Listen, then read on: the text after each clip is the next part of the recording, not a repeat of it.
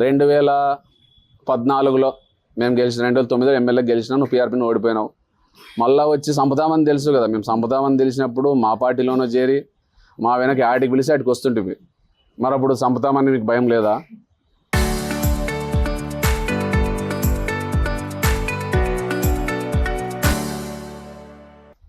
అటువంటి చేసేవాళ్ళే అయితే మేము మా వెంట పెట్టుకొని మేము తిప్పి నిన్ను 4 సంవత్సరాలు కాపాడడం జరిగింది.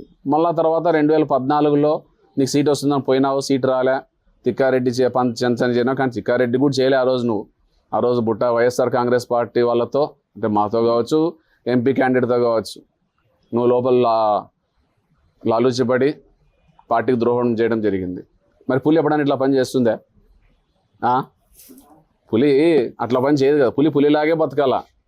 అది చచ్చినా బతికినా ఒకటే. నువ్వు బాలనారెడ్డి దగ్గర రాకూడదు అసలుకి. ఇంకా పులి కదా, నీ పులిలాగే ఉండాలా. అవసరం ఉంటే, అధికారం ఉంటే పులి, అధికారం లేనప్పుడు గోడ మీద పిల్లి. అధికారం లేనప్పుడు గోడ మీద పిల్లి అంటే 5 సంవత్సరాలు వాడుకుంటారన్నమాట. ఎవరు అధికారంలో ఉంటే వాళ్ళు గోడ మీద పిల్లిలాగా వాడుకొని మళ్ళీ వదిలేసి మళ్ళీ అధికార పార్టీ వస్తేనే మళ్ళీ దాంట్లో పోవడం మీ పులులు అన్నాడు. నీ పులి గురించి తెలుసు, పులి పిల్ల గురించి తెలుసు. ఇదే మళ్ళీ సరే ఓసారి అంటూ మీ నాయన చెప్పలేదంలే, మళ్ళీ 19లోనే చెప్పింటాడు. 5 సంవత్సరాల గ్యాప్లో ఒకసారి చెప్పింటాడు నన్ను చంపాలనుకున్నారా. మరి మళ్ళీ 2019లో మా పార్టీలోకి వచ్చి జగన్మోహన్ రెడ్డి గారి సమక్షంలో, బాలనారెడ్డి గారి సమక్షంలో పార్టీలో చేరి నాకు గుర్తించండి, నాకు ఎంతసేపు ఉన్నా తెలుగుదేశం పార్టీలో గుర్తింపు లేదు అంటే నిన్ను గుర్తించి ఆ రోజు జిల్లా స్థాయిలో తీసుకుని కేడీసీసీ బ్యాంక్ చైర్మన్ చేస్తే ఆ రోజు అనేక మంది రైతులు, బీసీలు కావచ్చు, ఎస్సీలు కావచ్చు, రకరకాల వాళ్ళతో పర్సంటేజ్ తీసుకున్న నువ్వు బీసీల గురించి ఈరోజు మాట్లాడుతున్నావు. సరే మరి అప్పుడైనా ఊరికనే ఉన్నావా? మళ్ళా 5 సంవత్సరాలు 4 సంవత్సరాలు మీరు అందరూ తెలుసు నా దగ్గరికే, ఎమ్మెల్యే గారి దగ్గర పోయే పరిస్థితి కూడా లేదు ఆ రోజు. నా దగ్గరికే వచ్చి మాధవరం విషయంలో ఏ విషయం ఉన్నా చెప్పి పనులన్నీ చేయించుకొని నీకు ఏకచక్రాధిపత్యంగా నువ్వు మమ్మల్ని నమ్ముకొని ఉన్నావు కాబట్టి నీకు విలువ ఇవ్వాలనే ఉద్దేశంతో అన్నీ నీ ద్వారానే పనులు చేయడం జరిగింది. అటువంటి పరిస్థితుల్లో సర్పంచ్ ఎలక్షన్లు కూడా రావడం జరిగింది. ఆ రోజు మేమే గ్రామంలో చిచ్చు పెట్టాలి అనుకుంటే, బీసీల మధ్య చిచ్చు పెట్టాలి అనుకుంటే రాజశేఖర రెడ్డి గారిని కావచ్చు, మా తరఫున ఉన్న అభ్యర్థిని కావచ్చు, మేము రాజీ చేసే పరిస్థితి ఉండదు ఆ రోజు. కానీ తగలిని పోటీ పడితే ఇద్దరు చిచ్చు పెట్టి కొట్లాడుకుంటారనే ఆలోచన మాకు ఉండింటే ఆ రోజు సర్పంచ్ ఎన్నికలు జరిగేవి.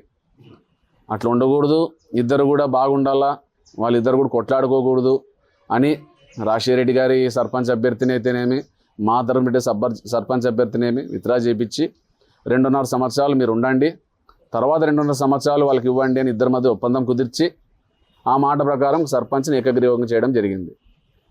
ఇది వాస్తవం కాదని ఒకసారి ఆలోచించి, మరి ఈ సర్పంచ్ తర్వాత 2.5 సంవత్సరాలు నువ్వు మాట మీద నిలబడినావా? పులి ఎప్పుడు మాట మీద నిలబడాలా. పులి కానీ పులి పిల్ల కానీ మాట మీద నిలబడాలి. 2.5 సంవత్సరాల తర్వాత రాజశేఖర రెడ్డి గారు ఏమప్పా మీరు చెప్పినారు, మరి ఈ విధంగా మరి మీరు వాళ్ళని అడిగి నాకు సర్పంచ్ 2.5 సంవత్సరం నా అభ్యర్థికి ఇప్పించండి అని అంటే నా అంతలోపలే నువ్వు చేయి దాటేయడం జరిగింది, మాట తిప్పేయడం జరిగింది. ఇట్లా నువ్వు పులి పులి పులి పులి అని చెప్పుకుంటూనే ఉన్నావు. పులి అప్పుడు ఒంటి మాట మీద ఉంటుంది, ఎంత కష్టం వచ్చినా ఎవరి దగ్గరికి పోదు, ఎవరిని చేయి చాపదు, ఎవరిని దేహి అనదు. ఇవన్నీ కూడా పులికి ఉన్నటువంటి క్యారెక్టర్స్. ఆ క్యారెక్టర్లు ఏ ఒక్కటి కూడా నీ దగ్గర లేదు కాబట్టి నువ్వు పులిగా పోల్చుకోవడమే పులికి సిగ్గుచేటు. ఇది మీకు కాదు, ఆ జంతువుకే సిగ్గుచేటు. అట్లా నీవు ఎంతసేపు ఉన్నా ఇటువంటి దాడులు చేసి భయపెట్టాలా చూడాలా అనుకుంటే భయపడే ప్రసక్తి లేదు.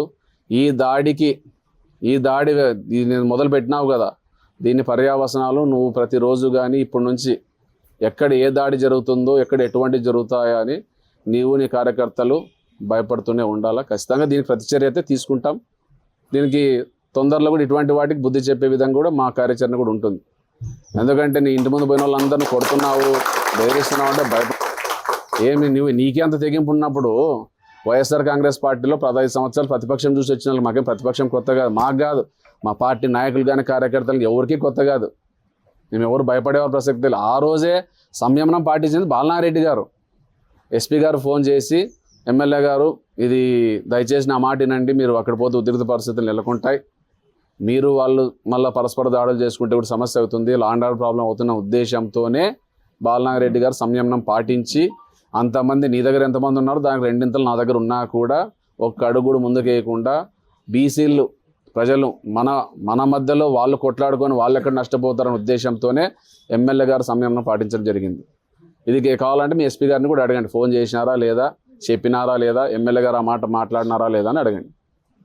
దీన్ని పోయి మళ్ళీ కృష్ణమ్మ గారు నేను వచ్చి బాలనారెడ్డి అన్న గారు మా బీసీలు అంటే చులకనండి. అమ్మ నీ బీసీలు అంటే మాకు చులకన కాదు తల్లి, బీసీలు అంటే ప్రేమ, మా చుట్టూన్నది కూడా బీసీలే, మేము ఎప్పుడు కూడా బీసీలకు రాంపురం రెడ్డి సోదరులు కూడా పెద్దపీట వేయడం జరుగుతుంది. అది ఏ విషయమైనా కావచ్చు, బీసీలకు ముందు పెట్టి మేము వాళ్ళు పెద్దపీట వేయడం జరుగుతుంది. కాబట్టి ఈరోజు కూడా ఇంతమంది బీసీ సోదరులు మా వెనక ఉండి మమ్మల్ని 4 సార్లు గెలిపించడం జరిగింది. మేము అదే తప్పుడు దావబట్టి మేమే గ్రామాల్లో చిచ్చు పెట్టింటే బీసీ సోదరులు మా వెనక ఉండే ప్రసక్తే లేదు. ఈ పాటికి దళవారామ ఎమ్మెల్యే అవుతుండే, రామిరెడ్డి ఎమ్మెల్యే అవుతుండే, అదేవిధంగా రాఘవేంద్ర రెడ్డి కూడా ఎమ్మెల్యే అవుతుండే. మేము అటువంటి పరిస్థితులు కానీ అటువంటివి చేసింటే, అటువంటివి చేయలేదు. కాబట్టి బీసీలకు అన్ని విధాలుగా న్యాయం జరుగుతున్న ఉద్దేశంతోనే వాళ్ళు మా వెనక ఒక కుటుంబ సభ్యుల్లాగా నిలబడి మమ్మల్ని 4 సార్లు గెలిపిస్తూ వచ్చారు. ఇదే నీకు అంత బీసీల మీద ప్రేమే ఉంటే, మీ బీసీల మీద ప్రేమే ఉంటే రేపు రాబోయే సర్పంచ్ గారి ఇంకోటి కానీ అంతా బీసీలే కదా. వైఎస్ఆర్ కాంగ్రెస్ పార్టీ తరఫున టీడీపీ తరఫున బీసీలు పంచుదాం, ఇనామినస్ చేద్దాం. బీసీలే కదా కొట్లాడేది, పార్టీ ఏదైనా బీసీ కదా, బీసీ ప్రేమ ఉంది కదా. ఒక 4 ఎంపీపీలు ఉన్నాయి, 4 జెడ్పీటీసీలు ఉన్నాయి, దాదాపు 100 వరకు సర్పంచులు ఉన్నాయి, 90 సర్పంచులు ఉన్నాయి. వాటన్నిటి కూడా అందరు బీసీలకి ఒకవేళ పార్టీ గుర్తు వద్దనుకుంటే కూడా ఇండిపెండెంట్గా అందరికి పంచుదాం. మరి దానికి మీకు సమ్మతమేనా?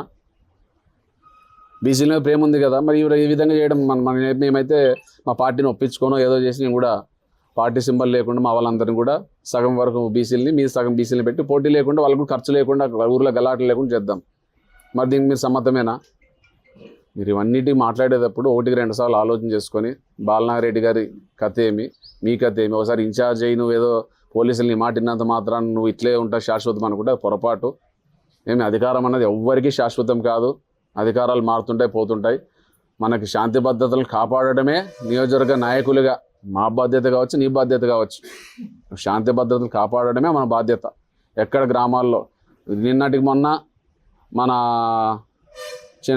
పులికనం గ్రామంలో దాదాపు 40 సంవత్సరాల నుంచి అట్లనే పొలాలకు వెళ్తున్న రైతుల్ని, సర్పంచ్ వాళ్ళని అనవసరంగా రస్తా బంద్ చేయించి ఇట్లా రస్తా లేదు అని చెప్పి ఆ రస్తా అడ్డం పెట్టి డీలర్ ఇవ్వండి, రేపు సర్పంచ్ మీరు పోటీ చేయకూడదు, ఇటువంటి బెదిరింపులు చేస్తున్నాం.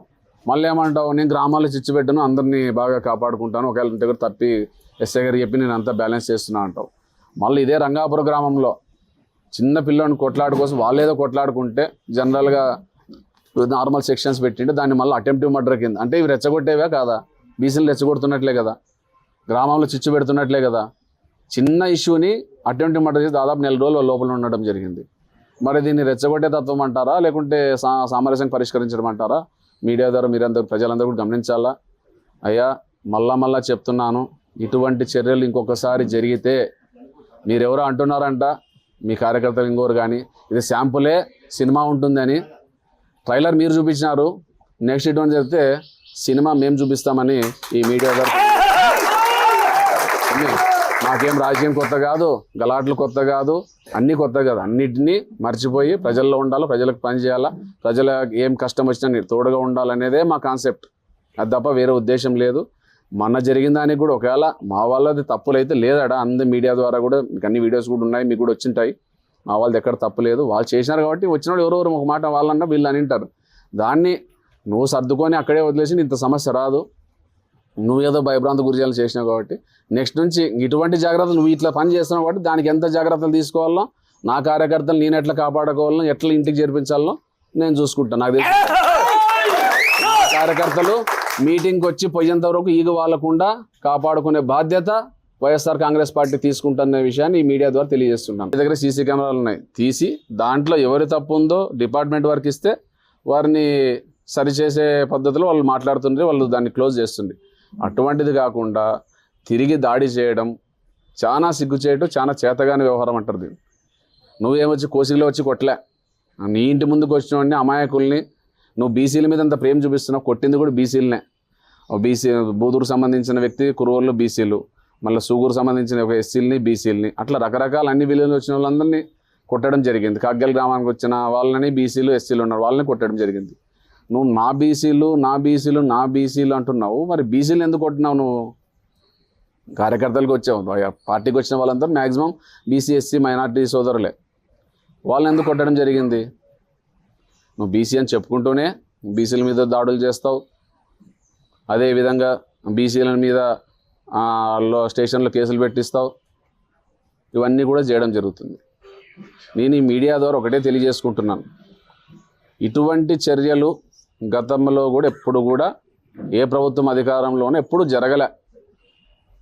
అటువంటివి కొత్త సాంప్రదాయాన్ని ఈరోజు మంత్రాల నియోజకవర్గంలో తెరలేపడం జరిగింది.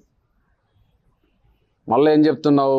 మా కార్యకర్తలు అందరూ సంయమనం పాటించినారు, మళ్ళా జరిగితే మంత్రాలయం సిచ్యువేషనే మారిపోతుంది.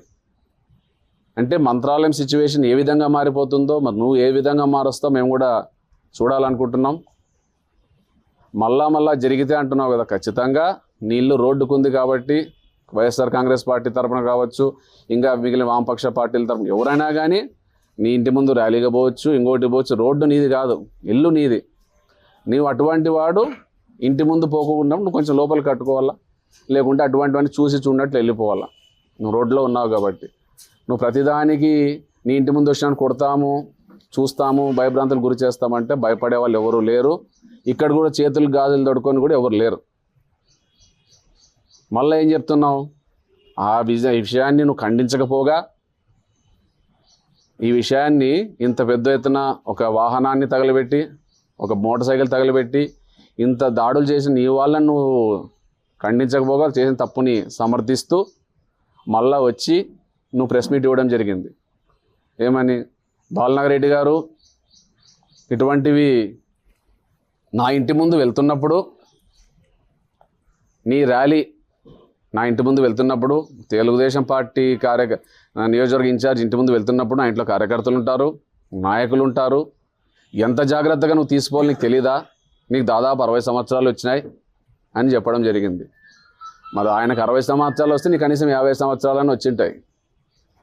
మరి 60 సంవత్సరాలు నీకు 50 సంవత్సరాలు వచ్చినాయి కదా, నువ్వు కూడా ఇన్ని సంవత్సరాలు మీ నాయన తప్పటి నుంచి రాజకీయం చేస్తున్నావు కదా. మరి బాలనాగిరెడ్డి గారు 3 సార్లు ఎమ్మెల్యే 4 సార్లు ఎమ్మెల్యే వ్యక్తి ర్యాలీ పోతున్నప్పుడు నీవు నీ కార్యకర్తల్ని, నీ ఇంట్లో పనిచేసే వాళ్ళని ఎంత జాగ్రత్తగా ఎంత సంయమనం పాటించాలనేది నీకు తెలియదా? నువ్వు చెప్పుకోవడానికి రాదా అని నేను కూడా అడుగుతున్నాను. ఇది కాకుండా మళ్ళీ ఏం చెప్పడం? బాలనాగిరెడ్డి గారు నువ్వు మొగోడు అనుకుంటున్నావా? నువ్వు పెద్ద మొగోడు అనుకున్నావా? నీకంటే దీటుగా నేను ఉంటాను. బాలనాగిరెడ్డి మొగోడా కాదా అనే విషయాన్ని 4 సార్లు నిరూపించడం జరిగింది. ఒకసారి కాదు, 2 సార్లు కాదు, మీ మీదే 2 సార్లు, మీ నాయన మీద ఒకసారి, నీ మీద ఒకసారి, తిక్కారెడ్డి గారి మీద 2 సార్లు. గాలి ఎటన్నా వీచినాయి, ఆ వైఎస్ఆర్ పార్టీ తరఫున వీచినా, తెలుగుదేశం సునామీ వచ్చినా బాలనాగిరెడ్డి గెలుస్తున్నారు అంటే మరి బాలనాగిరెడ్డి మగోడే అంటారు. ఇటువంటి గాల్లో కూడా ఓడిపోయిన వాళ్ళని ఏమంటారు మీరు ఆత్మవిమర్శ చేసుకోండి. ఇంక సారిగా ఆ మాట నువ్వు మగోడా అని నిరూపించినాను, 4 సార్లు నిరూపించి మళ్ళీ ఇంకోసారి నెక్స్ట్ ట్రయల్ ఉంది కదా 2029లో నిరూపిస్తాం మగోడా కాదా అనేది. ఇదొకటి పక్కన పెడితే ఈరోజు నువ్వు ఏం చెప్పినా కూడా మళ్ళీ ఏమంటున్నావు? మా నాన్నగారిని చంపడానికి ప్రయత్నం చేసినారు ఆ రోజే. అప్పుడు రాష్ట్రంలో, జిల్లాలోనే కాదు రాష్ట్రంలో ఉన్న కాంట్రాక్ట్ మర్డర్లు అందరూ కూడా తక్కువ రావడం జరిగింది. మా నాయన పులి, నా పులి గడవను పులే పుడుతుంది అన్నావు. సరే మీ నాయన పులే, నువ్వు పులి పిల్ల, ఏమబ్బా మీ నాయన పులి అని నువ్వు కూడా పులి పిల్ల పులి అవుతుందిలే. అప్పుడు మీ నాయన పులి అయినప్పుడు మీ నాయన చంపాలని, మీ నాయన గతంలో ఆయన చనిపోయినాడు, ఎప్పుడు కూడా ఆయన ఆ మాట ఎక్కడ కూడా ప్రెస్ మీట్లో కానీ ఇంకోదారు ఎక్కడ చెప్పడం జరగలేదు.